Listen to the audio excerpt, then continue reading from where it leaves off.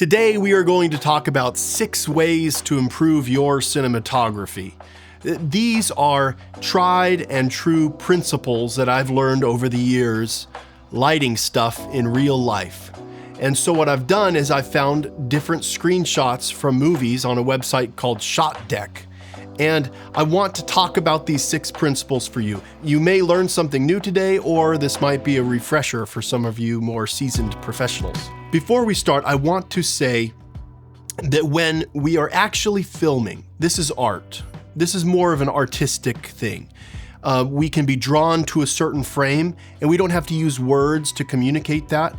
When we're on set, when we're filming, there's an energy that's happening, and we don't have to analyze everything to death. That comes later. When a shot is beautiful, we can then analyze it and talk about it like we will today. We can say, well, you know, this works for this reason. But true professionals, when they're on set, they're not going through, oh, look, I just did all the 6 principles of cinematography. They're not doing that. They're feeling it. So, looking back at these beautiful shots from movies, let's analyze them. This is not about feeling it. This is about analyzing them. The first principle that I'd like to talk about today is what I call lighting from behind. It's also called far side key lighting or upstage lighting. This is where the lights aren't right by the camera pointed straight at the actors. Remember, what we want to do is light from the sides. We want to light from behind the actors. We want the light coming towards the camera. If you look at the ground and you're standing behind your camera, you want shadows coming towards you. This is our first example. You can see that the main light source is coming from this window behind our subject. What's our subject? Right here, his face. And the light is shaping his face because it's coming from behind him. So we get all this beautiful shadow on this side of his face, creating contrast here. We're going to talk more about that later. Here's another example from Gone Girl.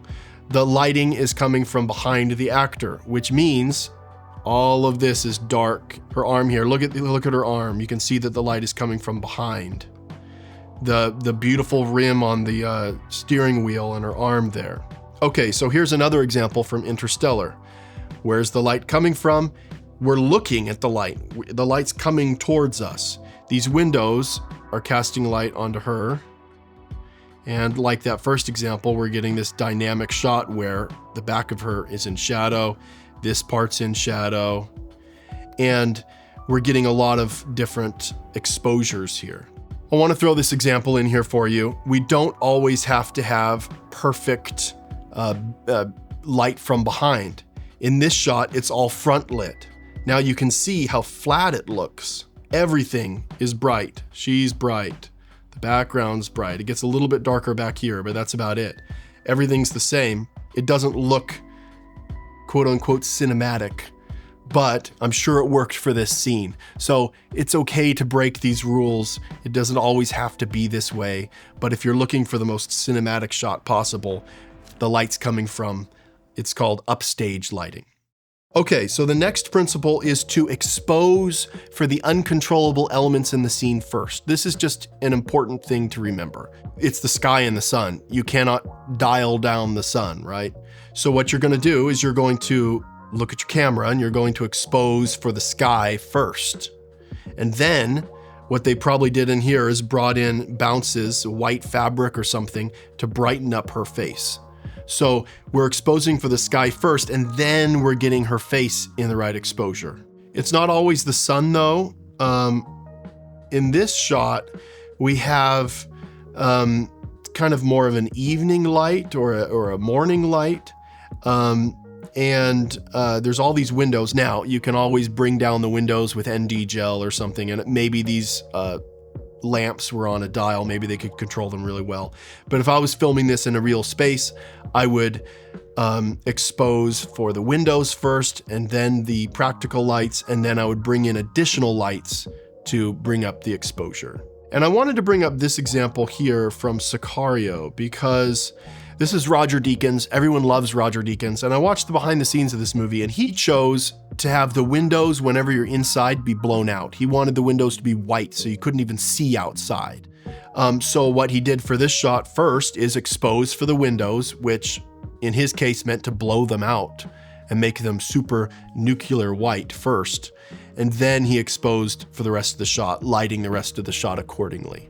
Okay, so the next principle that I'd like to talk about is it's all about depth. Foreground, midground, background, creating depth in the image. And I love to do this just run and gun when we're filming for corporate videos and stuff. This is one of the quickest ways to create depth in your image. You find an object, you hide behind it, you get it, you throw it out of focus, it's close to the camera. So what do we have here? We have this is our foreground. Out of focus, close to the lens, creating depth. Then we have our subject, which is in the midground, and then we have our background coming back here. This is our background. And out the windows, we have some background elements. Here's another example from Revolutionary Road. This is also Roger Deakins, who was the cinematographer. Again, foreground, midground, and background. I thought this example from Little Miss Sunshine was interesting because they're not using a shallow depth of field to create depth. This is all in focus here. And we've got our foreground, but our subjects in the background are nicely placed here. So it's giving us a sense of depth because of their size. And I just think this is a great composition here. It's beautiful. The next principle I'd like to talk about is directing the eye. We always need to be thinking about where the audience is looking. And there's two things that catch my eye. People always catch my eye in an image. And then number two is contrast. So how can we use contrast to direct the eye? This is a great example from The Exorcist. Right here, boom, my eye goes here. We see this light. That's not a person. There's a lot of contrast here, but really, where does my eye go? Here.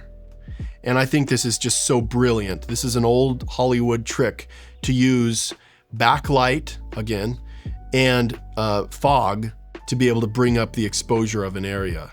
So all of these elements, the light, this, the tree, they're all showing up because we've got a lighter value behind it. And again, it's giving us this contrast. So our eye is going here. So be thinking about contrast, the difference in values. The most extreme difference in value is where the eye is going to go.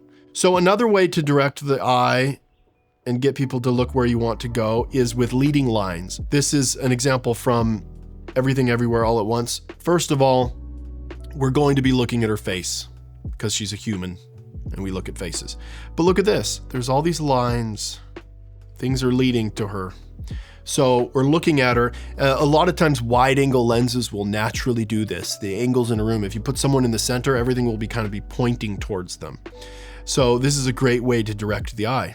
Another way to direct the eye is with eye lines where other people are looking. So if you can get multiple people in a shot, Spielberg does this all the time. He gets people looking where we want to look. Also, the contrast. The dark and the light, look at the difference there. We got all this dark next to that light. My eye is going right there to where Spielberg wants me to go. So for the next principle, I want to talk about all of these different exposure values. Ansel Adams, who was one of the world's most famous black and white photographers back in the day, developed a scale from 1 to 10. And it's all the way from black to white. The exposure value from the brightest white to the darkest black. So are all of those values represented? Think about it. Look at this image here. We got very, very dark values here. Oh, something dark there. Her hair is pretty dark. Oh, look, the contrast of her hair behind this window. We're going right to her here. We got this bright window right behind her with the darkest contrast. And so our eye is going right here. But all of these values are represented. From the very, very brightest whites in the window to the darkest darks.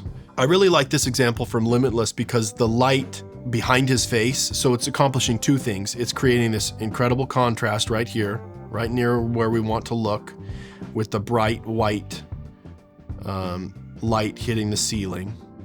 We also have the darkness of his shirt here, so all of these different exposure values are represented. This is another example like the last one where imagine if the camera was a little bit higher and we didn't see the ceiling. These lights behind her head would not be creating this contrast. We get the brightest, lightest highlights in the shot right here next to some of the darkest, which creates contrast, which draws our eyes right there. But we also have all this dark area, and it's pretty well balanced. We have this lighter areas and the darker areas. And so just think when you're setting up a shot, are all of those represented? How can I maximize that amount of dynamic range? Lastly, it's important to use practical, natural lights to sell your fake lights. What I mean by that is we're gonna set up practical lights here. For example, this room has these 2 lamps, and it's going to give us an excuse to use other film lights to light her face. And I love that this is giving her some sinister lighting here. Also, we have this laptop underneath her that's giving us an excuse to put a blue light underneath here and to illuminate her from below. This is an interview shot. I think it's absolutely gorgeous. And we have our main light source. It's very clear, it's in the frame, it's hitting the floor there. Oh, it's hitting her too. But really, it probably wouldn't be hitting her that much. She would be totally in shadow. But so what do we have? Just out of frame here, we have a really large, bright light source that's hitting her. So that window is placed there on purpose in the frame to give us an excuse to place one of our lights to make it look like it's coming from that one. So that's it for today. If you'd like more videos like this, let me know in the comments. And as always, don't subscribe to this channel. We don't want any more subscribers.